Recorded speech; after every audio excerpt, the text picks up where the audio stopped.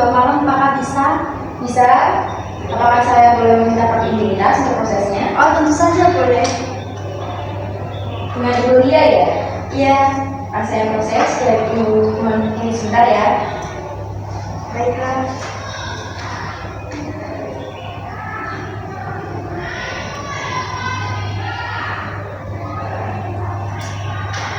Jadi, proses sudah saya selesaikan, Ibu Lia. Ini untuk kartu identitasnya. Di hotel ini, Ibu Lia mendapatkan fasilitas berupa lebih gratis, kolam renang dan juga sarapan pagi.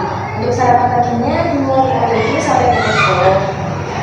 Terima kasih atas informasinya. Dan ini untuk fungsi kamarnya, Ibu Lia berada di kamar 105. Yang dimana kamarnya itu berada di lantai 2, untuk liftnya berada di tingkat lobby. Baiklah, terima kasih. Jangan lupa menghubungi kami ya Ibu Lia. Silakan beristirahat. Selamat malam. Iya, malam. Terima kasih.